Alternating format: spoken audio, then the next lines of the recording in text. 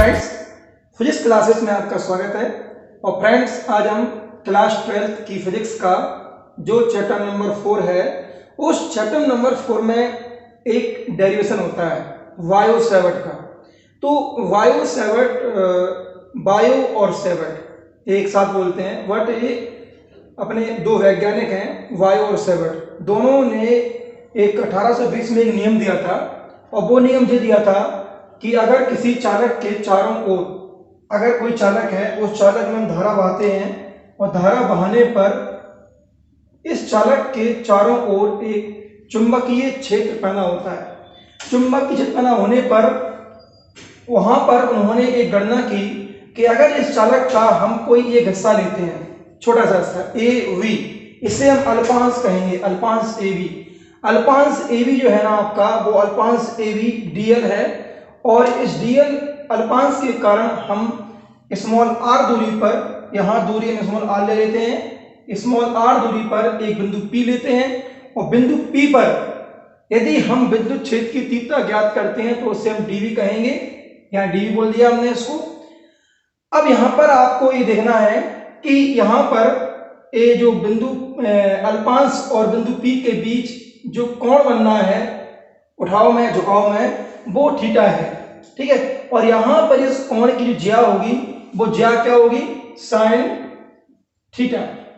तो हमें आज ये ज्ञात करना है कि वायु सेवर्ट के द्वारा एक अल्पांश के कारण, एक अल्पांश में धारा बहाने के बाद किसी बिंदु पर जो चुंबकीय क्षेत्र की तीव्रता होती है, वो चुंबकीय क्षेत्र की तीव्रता का मान क्या होता है, बस ये अपन को निकालना है इसका। तो वहां पर उन्होंने लिखा, क्या लिखा कि किसी चालक के अल्पांश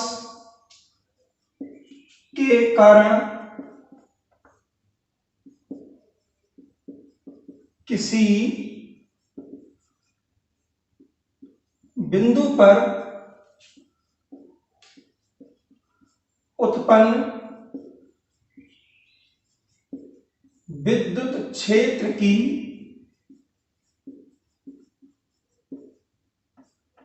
तीव्रता क्या मानी अपने, डीवी। डीवी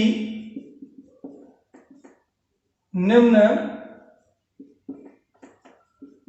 कारकों पर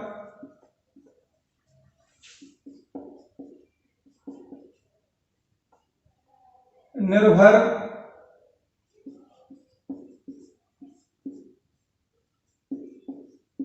करती है। निम्न कारकों पर निर्भर करती है। तो यहां पर कौन कौन से कारक हैं? पहला कारक है आपका धारा आई। जो धारा आप आई आ रहे हैं, वो धारा आई चुंबकीय क्षेत्र की तीव्रता के समानुपाती होगी। दूसरा, यहां भाषा लिखते जाएंगे। दूसरा, जो आपने अल्पांश की लंबाई ली है, वो अल्पांश की जो लंबाई है ना, वो लंबाई डीवी की कैसी होगी, समानुपाती होगी। ओके। इसके बाद तीसरा नियम है, मतलब तीसरा कारक कह सकते हो उसको, आपका कोण थीटा। तो चुंबकीय क्षेत्र की तीव्रता साइन थीटा यानी कि ज्या के समानुपाती होती है, या आप लिख सकते हैं अनुक्रमानुपाती होती है। चौथा है अल्पांश से बिंदु P की दूरी। तो यहां यह नियम होता है कि चुंबकीय क्षेत्र की तीव्रता अल्पांश से बिंदु P तक की जो दूरी है, ये जो आपने बिंदु लिया है उस तक की जो दूरी है, उस दूरी के वर्ग के व्युत्क्रमानुपाती होती है। क्या? चुंबकीय क्षेत्र की तीव्रता। अब हम क्या करेंगे, इसके बाद इन चारों नियमों को मिला देंगे। अगर इन चारों नियमों से हम बात करें तो क्या बन जाएगा, डीवी समानुपाती I DL sine theta upon are square. Okay. यहां पर अगर समानुपाती हटाएंगे तो क्या आएगा, नियतांक के आएगा, तो यहां बन जाएगा K I D L sine theta upon are square. ये यहां पर जो के है, अगर इस के की अगर हम बात करें तो यहां पर के एक अनुक्रमानुपाती नियतांक है, और यदि हम हवा या वायु में बात करें, किसमें, हवा या निर्वात, हवा वायु की बात है, हवा या निर्वात में बात करें तो हम लिख देंगे यहां पे हवा या निर्वात में। तो हवा या निर्वात में जो के का वैल्यू है, वो के का वैल्यू क्या होता है, म्यू 0/4 पाई, क्या, म्यू 0/4 पाई। तो इसका वैल्यू होता है के इक्वल म्यू 0/4 पाई। ओके, अब ये वैल्यू यहां पुटअप कर देंगे तो क्या हो जाएगा, डीवी इक्वल के की वैल्यू पुटअप करेंगे तो म्यू 0/4 पाई इंटू क्या आएगा, I D L sine theta upon are square. Okay, अब यहां पर अगर इकाई की बात की जाए तो इसकी इकाई होती है न्यूटन एम्पियर गुणा मीटर, न्यूटन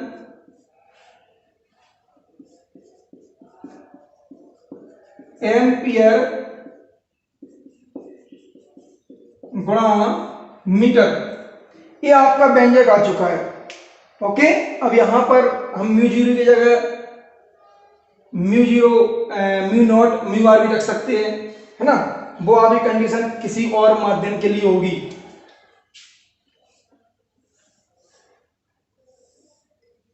ओके, तो ये आपका व्यंजक आ चुका है, इसे हम लाप्लास का नियम भी कहते हैं।